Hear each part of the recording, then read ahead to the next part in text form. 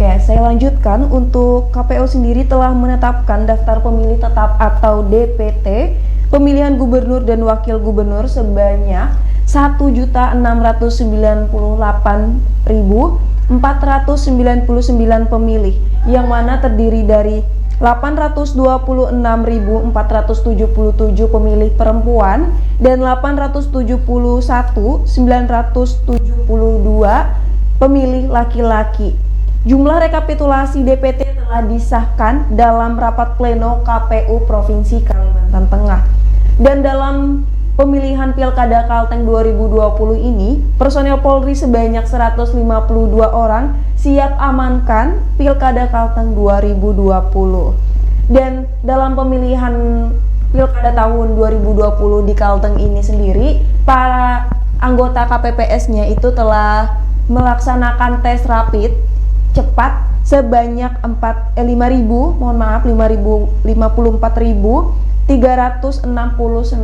orang, seperti itu. Dilanjutkan kepada Ririn mengenai protokol-protokol. Ya, Pak. Jadi pemirsa, di sini saya akan juga menjelaskan mengenai protokol kesehatan COVID-19. Jadi yang pertama itu adalah mengingatkan penerapan protokol kesehatan COVID-19 secara berulang-ulang. Nah, jadi memang seharusnya kita harus tetap mengingatkan biar kita ingat begitu kan untuk menerapkan protokol kesehatan. Selanjutnya itu ada juga selalu menjaga jarak paling kurang itu 1 meter. Jadi di sini paling penting kita harus maksud saya menjaga jarak antara satu dengan yang lainnya gitu agar tidak menimbulkan kerumunan seperti itu. Selanjutnya mencuci tangan pakai sabun atau menggunakan sabun dan juga air sebelum masuk dan sesudah keluar dari TPS atau tempat pemungutan suara. Begitu juga harus selalu menggunakan masker yang menutupi hidung hingga dagu ketika berada di area TPS. Nah, dan selanjutnya itu tidak melakukan kontak fisik dalam bentuk apapun begitu. Dan juga pemilih diimbau untuk tidak berkerumunan di area TPS sebelum dan sesudah melakukan pemberian suara.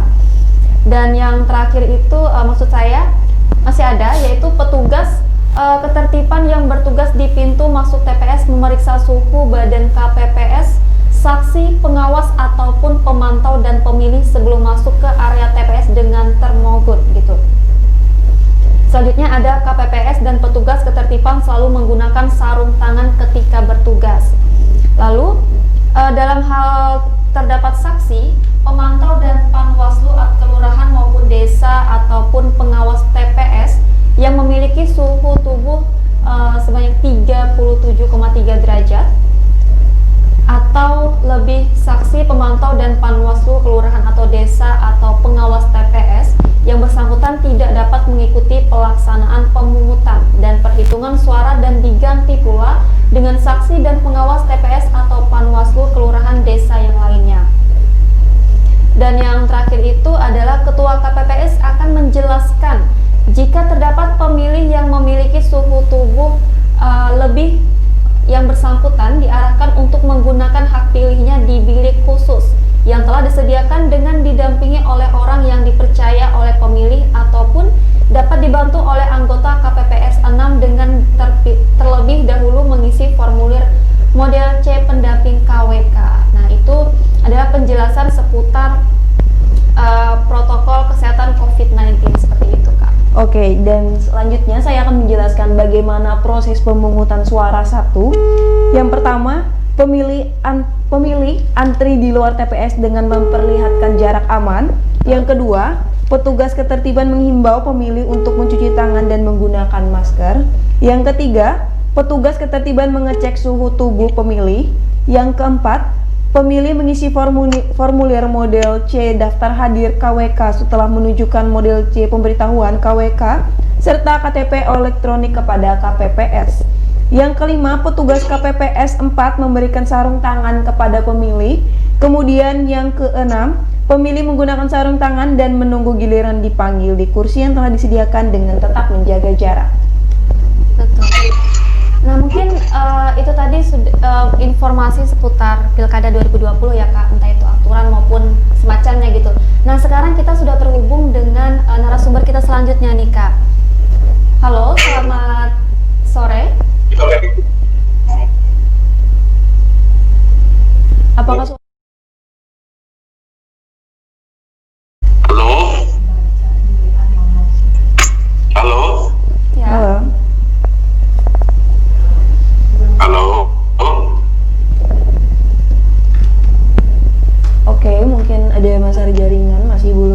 terkoneksi dengan baik.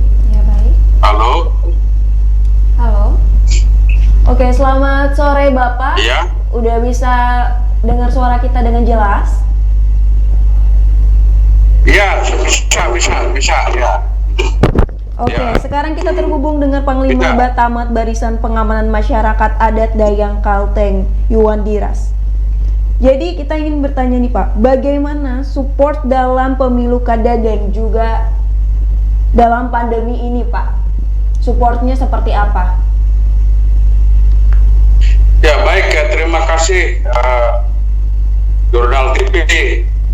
Batamat pada dasarnya sudah melakukan kegiatan berdasarkan kelembagaan, sudah ada perintah Ketua Umum Dewan Adat Dayak, dan berdasarkan instruksi kelembagaan kami sudah melakukan posko-posko untuk seluruh kabupaten dari provinsi ke kabupaten, dan semuanya sampai dengan hari ini berjalan dengan baik. Jadi prinsip dasarnya Batamat mendukung untuk terjadinya pilkada ini dengan damai. Jadi kami membuat judul Satgas kami untuk pemantauan dan pengamanan pilkada damai di Kalimantan Tengah.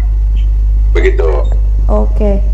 Terus saya juga ada pertanyaan lagi, bagaimana agar masyarakat kita tetap kondusif, tidak terprovokasi dengan apapun hasilnya? Ya, itu harapan kami. Jadi kami bertugas memiliki paling tidak 3 teknis yang harus dilakukan. Yang pertama, aktif melakukan pengamanan.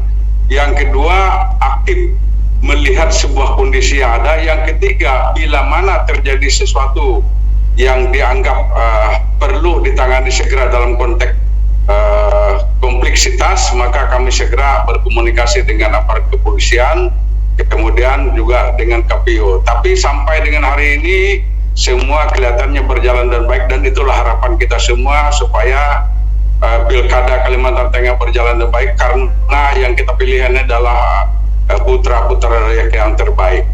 Begitu. Oke.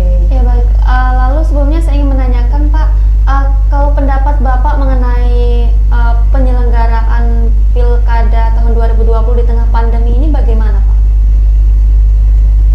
Sekali lagi saya hanya melihat dari aspek keamanan ya.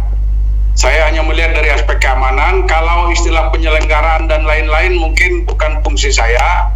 Sehingga saya hanya melihat dari aspek pengamanan, semuanya sudah berjalan aman. Dan sekali lagi saya sampaikan, karena dari aspek penyelenggaraan itu mungkin bukan fungsi saya. Oke. Bagaimana harapan Bapak kepada pengamanan yang ada di Kalimantan Tengah ini untuk kedepannya? Apakah di tahun 2020 ini ada kendala yang mana akan diperbaiki di tahun berikutnya? Atau sekarang ini sudah terselenggara dengan lancar seperti itu? Ya, sekali lagi kita semua berharap hari ini, besok dan lusa, bahkan seterusnya Kalimantan dalam keadaan aman. Kalimantan bisa membangun dengan aman, Kalimantan bisa kompak dengan baik. Utus Dayak di Kalimantan bisa menjadi tuan rumah yang baik. Berikut semua orang yang hidup di Kalimantan ini hidup dengan tenang, nyaman, dan baik. Itu harapan kita semua. Dan siapapun yang terpilih ke depan, pastinya kita berpesan untuk tetap membangun masyarakat Dayak dan seluruh warga Kalimantan Tengah dengan penuh sukacita, dengan penuh kebaikan, dengan penuh kemajuan. Itu harapan kita semua. Ya, baik Pak. Lalu mengenai tupoksi Baramat Pak, bagaimana itu Pak? Bisa dijelaskan? Ya, terima kasih. Bahwa Batamat berdasarkan Peraturan Daerah Nomor 16 Tahun 2008, sekurang-kurangnya bisa disebut ada 5 tugas pokok atau tugas fungsi khususnya. Yang pertama, Batamat menjaga harkat dan martabat utus Dayak. Yang kedua, Batamat menjaga dan memelihara kearifan lokal. Yang ketiga, Batamat memastikan bahwa keputusan adat yang diberikan oleh Damang dilakukan dan dilaksanakan dengan penuh tanggung jawab oleh seluruh masyarakat.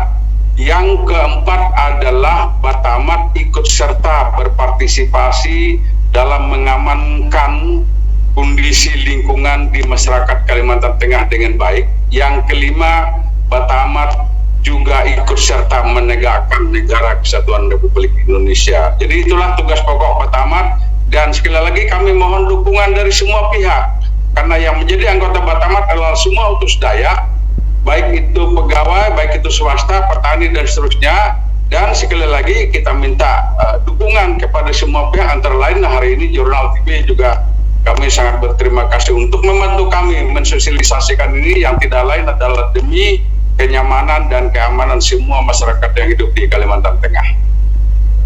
Oke, kemudian bagaimana nih Pak Batamat sendiri agar bisa sejalan dengan pengamanan seperti Polri atau TNI? Ya, untuk Batamat ini saya ulang sekali lagi, Batamat ini ada dalam peraturan daerah Provinsi Kalimantan Tengah nomor 16 2008. Itu artinya secara hukum kami adalah aparat daerah. Dengan demikian tentu kami harus dan wajib berkoordinasi dengan pemerintah daerah sebagai lembaga adat untuk masyarakat Kalimantan Tengah, dan juga koordinasi semua stakeholder antara lain dari TNI, dari Polri, bahkan unsur-unsur yang berkaitan dengan keamanan dan ketertiban masyarakat di Kalimantan Tengah. Jadi kami adalah satu-satunya mungkin organisasi masyarakat yang ada dalam Perda untuk Kalimantan Tengah, yang di dalamnya ada Dewan Adat Dayak, ada Damang, dan ada Batamat. Kami satu dalam anggaran dasar dan anggaran rumah tangga di bawah MADN, kemudian DADI, berikut di dalamnya ada Batamat, ada Damang.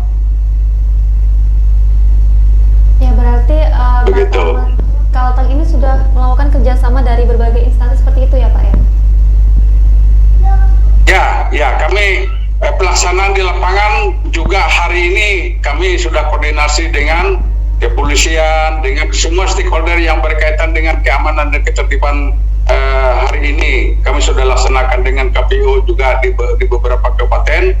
Sekali lagi juga kami akan sudah mendirikan posko, bahkan kami patroli dan seterusnya. Semua hal ini adalah upaya-upaya kami untuk sebagai lembaga adat Dayak di Kalimantan Tengah, maka tentunya harus berkomunikasi dengan baik semua stakeholder. Begitu.